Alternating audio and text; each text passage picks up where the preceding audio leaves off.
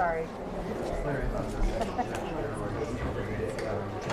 Madam Secretary, there's been some press reports about your testimony yesterday related to the Special Olympics, and I hope we can get that clarified here.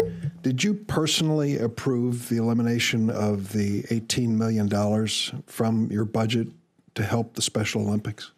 Well, Senator, as you know, budget process within the administration is a collaborative one, and it's been my responsibility to present the budget here on behalf of the administration, the president's budget.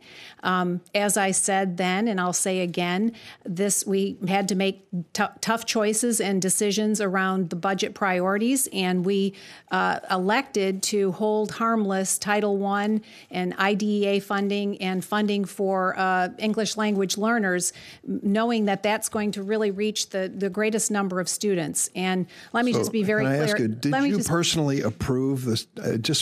I think a yes or no will do. The $18 million cut of the funding for Special Olympics? No, I didn't personally get involved in that. Well, I want to tell you, whoever came up with that idea at OMB gets a Special Olympic gold medal for insensitivity.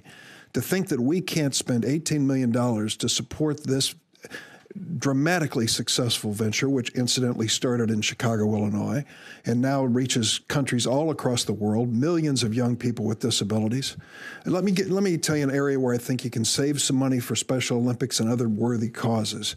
We know that 9% of post-secondary students go to for-profit colleges and universities. Do you know what percentage of the student loan defaults, total student loan defaults in the United States, involves students from for-profit colleges and universities? I love Special Olympics myself. I have given a portion of my salary to Special Olympics. I hope all of this debate encourages lots of private contributions to Special Olympics. So let's not use disabled children in a twisted way for your political narrative.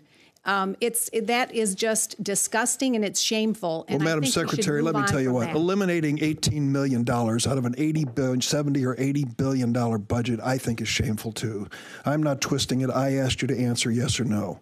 And you said that you did not personally approve this. It's not a yes or no answer. Well, it certainly is as far as I'm concerned. Someone has to accept responsibility for a bad decision.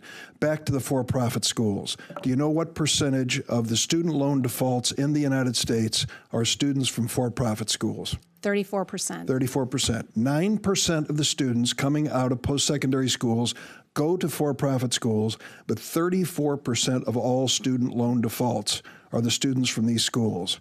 They're being asked to pay too much for worthless training and education.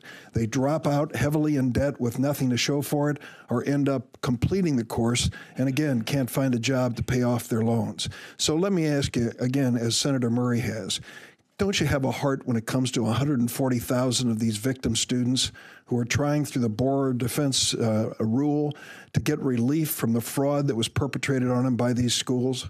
Why is it taking so long for your department to give these students a break?